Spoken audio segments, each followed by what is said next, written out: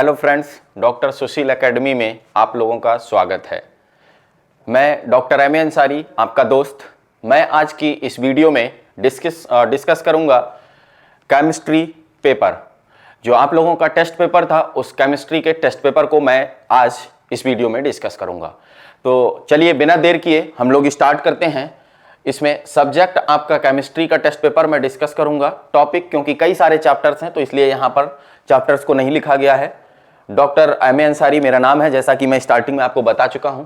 पहला क्वेश्चन आपकी स्क्रीन पर है। चलिए देखते हैं हम इस पहले क्वेश्चन को, क्या इसमें कहा जा रहा है। क्वेश्चन है हमारे पास, the number of spectral lines that can be possible when electron in 7th shell in different hydrogen atoms return to second shell. मतलब ये जो 7th सेल है, ये वैल्यू दी गई है हमको N2 की, ये हो गया आपका 7, और ये वैल्यू जो है हमारी वो दी गई है N1 की वैल्यू। ठीक है, और हमें स्पेक्ट्रल लाइंस बतानी है। तो जो नंबर ऑफ स्पेक्ट्रल लाइन निकालने का फॉर्मूला होता है वो होता है हमारे पास N2 माइनस N1, फिर N2 माइनस N1 और प्लस 1 अपॉन 2। तो हम लोग यहां पर इसी फार्मूले का यूज करेंगे। फॉर्मूला है number of spectral lines is equal to N2 minus N1 N2 minus N1 plus 1 by 2। N2 की वैल्यू 7 माइनस 2, यहां से हो जाएगा 7 माइनस 2 प्लस 1 बाई 2। ये हो जाएगा हमारे पास 5, और ये हो जाएगा हमारे पास 5 इंटू, यहां से हो जाएगा 6 अपॉन 2। ये हो जाएगा 30/2, मीन्स स्पेक्ट्रल लाइंस का जो नंबर आ जाएगा वो आ जाएगा 15। So 15 is given in the option B, so option B is the correct option. आइए अब देखते हैं question number 2। Which one of the following set of quantum numbers is not possible for electron in the ground state of an atom with atomic number 19। Atomic number हमको 19 बताया गया है और कहा गया कि कौन सा क्वांटम नंबर का सेट पॉसिबल नहीं होगा। तो एटॉमिक नंबर 19 के लिए हम लोग क्या करेंगे, इलेक्ट्रॉनिक कॉन्फ़िगरेशन लिखेंगे। First of all 1s2 2s2 2p6 3s2 3p6 4s1, ये इलेक्ट्रॉनिक कॉन्फ़िगरेशन होगा। यहां पर n की वैल्यू हमारी पॉसिबल हो सकती है 1 2 3 4 पॉसिबल हो सकती हैं, ठीक है ना। उसके बाद अगर हम L की वैल्यू की बात करें तो L की जो वैल्यूज होती हैं हमारी वो क्या क्या होती हैं, S P D और F के लिए। तो यहां पर S के लिए वैल्यू 1 होती है 0 होती है, P के लिए 1, D के लिए 2 एंड F के लिए 3 होती है। ठीक है, हमारा यहां पर S और P यूज हुआ है, इसीलिए L की वैल्यू जो होंगी हमारी वो या तो 0 हो सकती है या तो 1 हो सकती है। ठीक है, इसी वैल्यू से हमारा ये क्वेश्चन डिफरेंशिएट होगा, क्योंकि N से हम डिफरेंशिएट नहीं कर पाएंगे। यहां L की वैल्यू 0 1 1 दी गई है, पॉसिबल है ये, और ये वैल्यू हमारी नहीं पॉसिबल है। यही हमसे क्वेश्चन में पूछा गया है, नॉट पॉसिबल, गलत ऑप्शन बताना है। तो गलत ऑप्शन हमारा हो जाएगा ऑप्शन डी। इस तरीके से इस क्वेश्चन का सही आंसर हुआ ऑप्शन डी। उम्मीद है कि आपको ये क्वेश्चन समझ में आ गया होगा। आइए बात करते हैं आगे नेक्स्ट क्वेश्चन की। Question number 3, number of neutron in carbon 12 is. Carbon 12 में नंबर ऑफ न्यूट्रॉन्स कितने होंगे ये निकालना है। तो बच्चों, नंबर ऑफ न्यूट्रॉन्स निकालने का तरीका होता है, number of neutrons is equal to mass number minus atomic number, mass number minus atomic number. Carbon के लिए, कार्बन 12 के लिए बोला गया, तो इसका मास हो जाएगा 12, एटॉमिक नंबर ऑफ कार्बन होता है 6 इज इक्वल टू, यहां से आ जाएगा 6, नंबर ऑफ न्यूट्रॉन्स आ जाएंगे हमारे पास 6, ऑप्शन ए हमारा हो जाएगा सही आंसर। उम्मीद है ये क्वेश्चन आपको समझ में आ गया होगा। नेक्स्ट क्वेश्चन की बात करते हैं। क्वेश्चन नंबर 4 है, dual nature of particles was proposed by.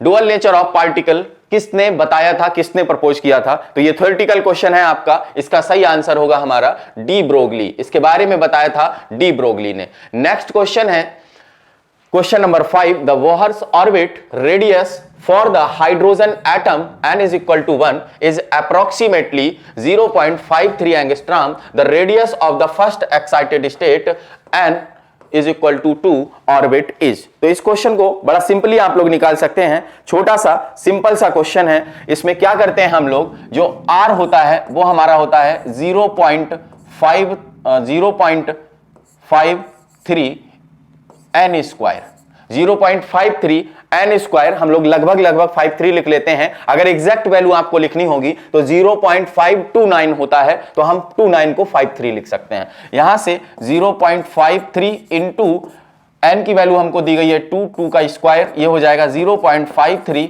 Into 4 और नियर अबाउट हमारा जो ऑप्शन आएगा वो आ जाएगा 2.12 एंगस्ट्रॉम।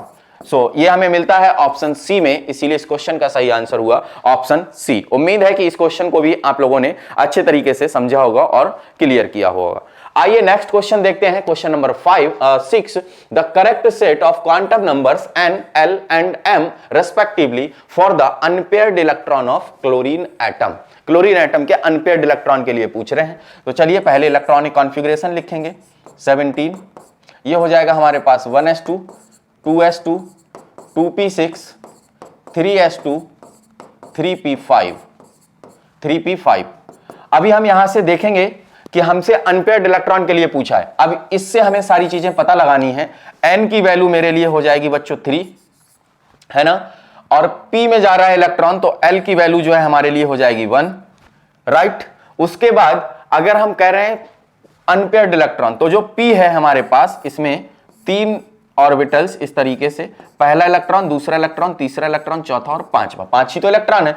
ये वाला इलेक्ट्रॉन जो है वो अनपेयर्ड इलेक्ट्रॉन है, इसके लिए हमें बताना है। तो हम m की वैल्यू जब निकालेंगे तो ये होगी मेरे पास +1, ये होगी 0, ये होगी -1। तो यहां से जो m की वैल्यू मेरी निकल करके आएगी वो, ये अनपेयर्ड इलेक्ट्रॉन किस में है, -1 में है, तो ये हो जाएगी -1। n is equal to 3, n is equal to 3, l is equal to 1 और m इज इक्वल टू -1। तो m की वैल्यू माइनस में नहीं दी गई है, ऐसे ही दी गई हमको। तो हमें बस इसी से पता लगाना है जिसमें n की वैल्यू 3 हो और m की वैल्यू 1 हो और l की वैल्यू 1 हो। यह दिया गया है हमें ऑप्शन सी में, इसीलिए इस क्वेश्चन का सही आंसर होगा हमारा ऑप्शन सी। उम्मीद है ये छोटा सा क्वेश्चन अच्छे से आप लोगों ने क्लियर किया होगा और समझा होगा। चलिए अब बात करते हैं नेक्स्ट क्वेश्चन की। नेक्स्ट क्वेश्चन हमारे पास में न्यूमेरिकल टाइप क्वेश्चन है। इस क्वेश्चन में कहा गया है the energy of an electron in first Bohr orbit of hydrogen atom is -13.6 electron volt. The possible energy value of electron in the excited state of Li2+ is. ठीक है, options हमें दिए गए हैं। चलिए तो इसके लिए अगर हम निकालेंगे तो En इज इक्वल टू हम लिख सकते हैं E1 upon n square, E1 upon n square और इनटू में z स्क्वायर। ये हम फार्मूला इसके लिए यूज कर सकते हैं। यहां पर E1 की वैल्यू हमको दी गई है -13.6 अपॉन n स्क्वायर क्या हो जाएगा हमारे पास, n स्क्वायर हो जाएगा क्योंकि लिथियम 2+ आयन की बात की जा रही है। तो यहां पर हम क्या करेंगे, एक्साइटेड स्टेट के लिए बात कर रहे हैं, n की वैल्यू 2 होगी तो 2 2 या 4 हो जाएगा ये हमारे पास, और z जो है वो हो जाएगा क्या, एटॉमिक नंबर। क्या हो जाएगा, एटॉमिक नंबर। लिथियम का एटॉमिक नंबर होता है हमारा कितना, 3। कितना होता है, 3 होता है। तो 3 का स्क्वायर जब हम करेंगे तो ये हो जाएगा मेरा 9। जब हम इसको सॉल्व करेंगे तो सॉल्व करने पर हमको मिलेगा -30.6 इलेक्ट्रॉन वोल्ट, 30.6 इलेक्ट्रॉन वोल्ट। ये दिया गया हमको ऑप्शन सी में, इसीलिए इस क्वेश्चन का सही आंसर हो जाएगा मेरा ऑप्शन सी। छोटा सा क्वेश्चन है लेकिन अच्छा क्वेश्चन है, आराम से आप लोग इसको क्लियर कर पाए होंगे। चलिए अब बात करते हैं नेक्स्ट क्वेश्चन की। नेक्स्ट क्वेश्चन है which of the following particles move with same velocity would be associated with smaller de Broglie wavelength. ठीक है, अब स्मॉलर डी ब्रोगली वेवलेंथ जो भी है उससे एसोसिएट होकर के सेम वेलोसिटी से किस पार्टिकल का जो मूवमेंट है वो होगा, ये हमसे क्वेश्चन में पूछा जा रहा है। तो डी ब्रोगली इक्वेशन या डी ब्रोगली वेवलेंथ के लिए अगर हम बात करें तो फार्मूला हमारे पास डी ब्रोगली वेवलेंथ का क्या होता है, lambda is equal to h/mb। Lambda is equal to h/mb। हम इससे क्या करेंगे, lambda is equal to h/mb। ये है हमारा प्लैंक्स कांस्टेंट, इससे क्वेश्चन नहीं लगेगा।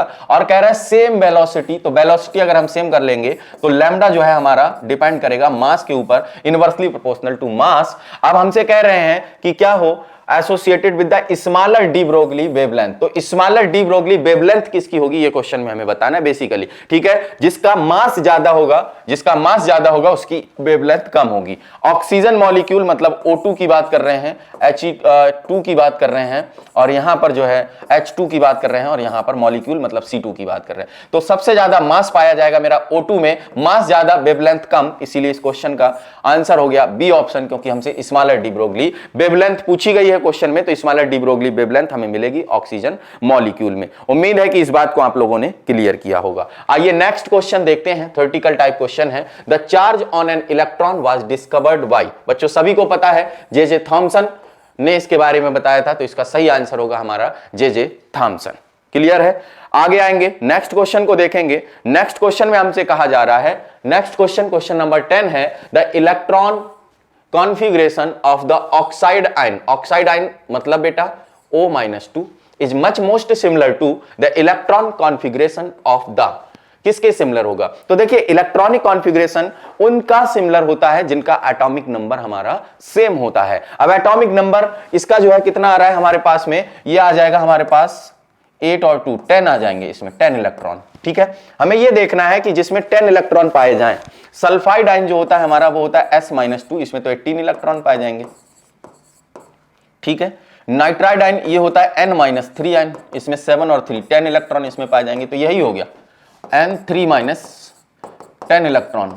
नंबर ऑफ इलेक्ट्रॉन सेम है तो वो सेम हो जाएगा। ऑक्सीजन एटम इसमें 8 इलेक्ट्रॉन पाए जाएंगे, नाइट्रोजन एटम इसमें पाए जाएंगे हमारे 7 इलेक्ट्रॉन, ठीक है। तो ये जो है हमारा किससे मैच किया, N3 - नाइट्राइड आयन से, जिसका एटॉमिक नंबर सेम होगा उसका क्या होगा, इलेक्ट्रॉनिक कॉन्फ़िगरेशन सेम होगा। आंसर हो जाता है मेरा ऑप्शन बी।